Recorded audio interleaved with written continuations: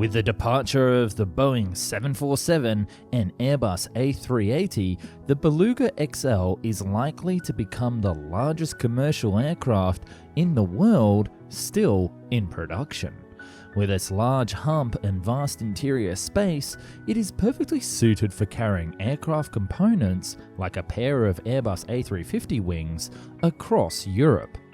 But looking at the aircraft, you can't help but wonder if Airbus ever gave any thought to converting these planes into passenger usage.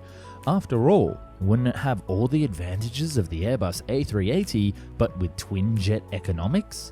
In today's video, we'll be doing just that, breaking down the Beluga XL into a passenger aircraft, seeing how many it could carry, and if the idea makes any sense at all. Let's take off.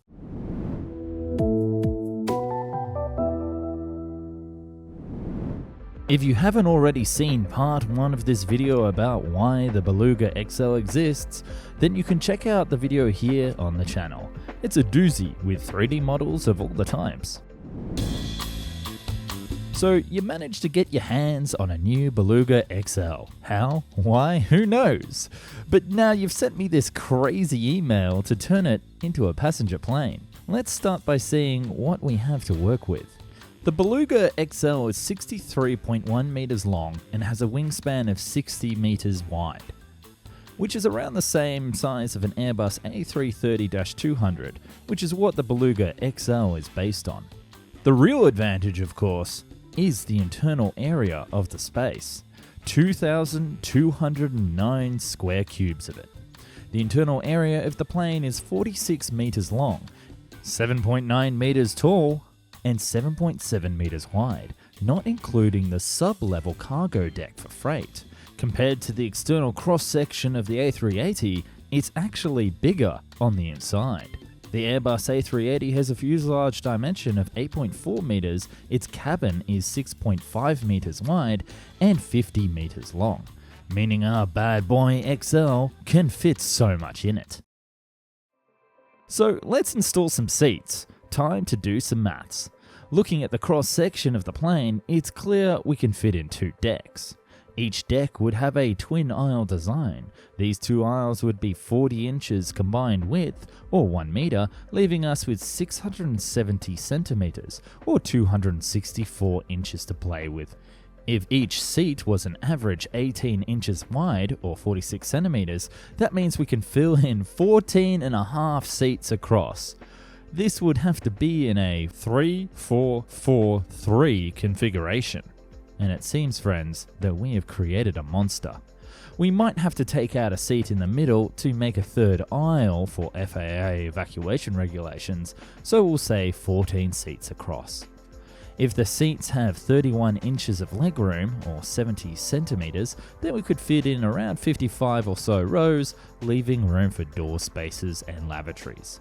This would mean that on one deck, 14 passengers and 55 rows would be 770 passengers if all economy, in the tightest configuration possible.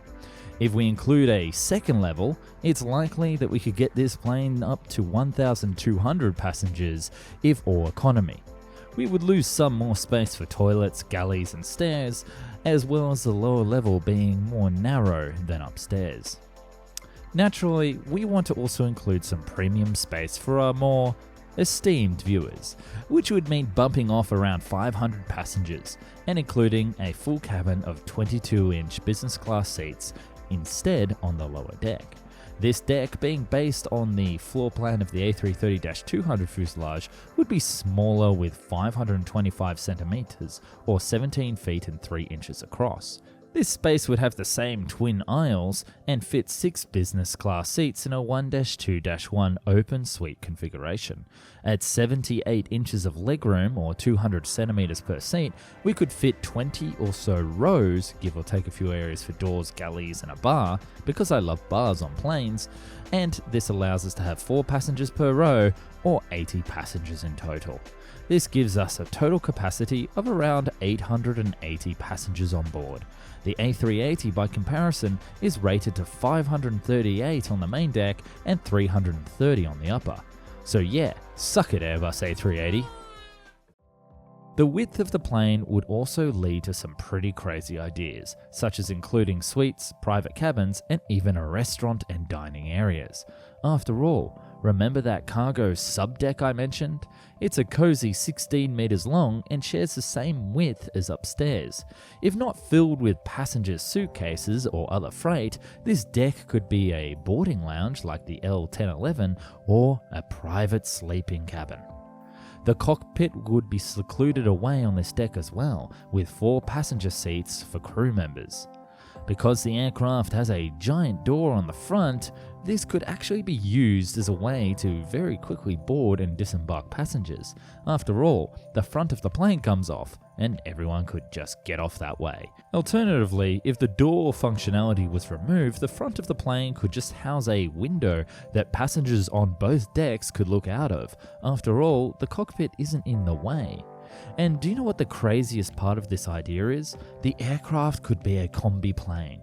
Because of the way it's designed, who's to say that the passenger section couldn't be slotted in and out where needed?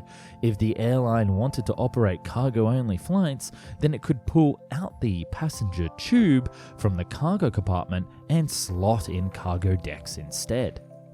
Now, let's be serious. Can we get serious now? There are some performance issues with the design, and that being the hypebeast that I am, I haven't mentioned yet. Let's jump into it. This plane only has a cruise speed of Mach 0.69, meaning that it takes a little bit longer to get to where you need to go. It also only flies at a lower 11,000 meters or 35,000 feet, which would make it slightly more susceptible to clouds and other weather events. Lastly, and this is the real kicker, it only has a range of 2,300 nautical miles, or 4,300 kilometers.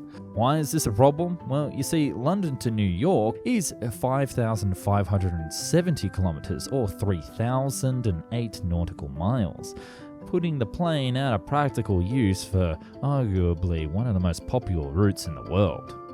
That being said, this range is based on it carrying the maximum payload of 200,000 kilograms, and passengers don't actually weigh that much. If we were to assume 600 passengers at 60 kilograms each, the average weight of a person, that would be only 36,000 kilograms. Say 9,000 kilograms of luggage, and that takes us up to 45,000 kilograms weight. This means that we have plenty of weight left over for a bigger fuel tank and potentially a massive range increase, especially if the aircraft use engines like those used on the Airbus A350. Speaking of the engines, this plane would end up burning far less fuel burn than the Boeing 747 or Airbus A380, giving the plane double-decker design with the advantage of twin-jet fuel economics. The plane would also only have the footprint of an Airbus A330, and that would mean it could land at smaller airports and require no change to airport gates. Although to board so many passengers at once, the airports would likely use multiple jet bridges. This means that the plane would be very attractive to airlines and be incredibly flexible to fly nearly to any airport in the world. Now, you're likely thinking, Nick, this is great and all, and you're a handsome fellow, but this is never going to happen. Well, maybe, because it turns out that Airbus fully intends to sell or rent off the Beluga aircraft at the end of their service life at Airbus, likely within the next 20 years. This means that this aircraft could see a second life for all sorts of operations, including passenger. Airbus recently has gone as far to ask for ETOPS certification to fly the aircraft across oceans, meaning they are fully considering either using these planes for overseas charters or even considering increased production. And for those few people who are asking me in the comments how many passengers a beluga whale can carry from part 1 of this video, well, I suppose if you could tame it, perhaps around 2 or 3 people like a giant Pokemon. But then again, what do I know? I'm a plane channel. You're thinking of the whale channel, Discovery and Notified. And if you made it this far into the video and you haven't checked out my part 1, then you can do it here, where I go into the history of the type and why these aircraft are so fascinating. And as for the future of this series of turning crazy cargo planes into passenger versions, Well, I know there's a pretty big other aircraft I wouldn't mind looking at, but that will have to wait for the next video. Today's video idea comes from the many people who have offered suggestions in the comments and who have supported the channel and got us to an incredible 50,000 subscribers. I truly can't believe how lucky I am, and I want to say thanks to all of you who have clicked that like button, commented down below, and decided to stick around to see me make videos about aeroplanes. And to that man who said I would never succeed when I first started making videos on YouTube, I want to say thanks so much for being wrong. And if you want to support this channel further, then we have a Patreon that you can jump onto. I'm going to be adding a Discord soon for patrons to check out and live stream with me and chat to me as I work. If you want to know more, there's a link in the description. Thank you again so much for watching.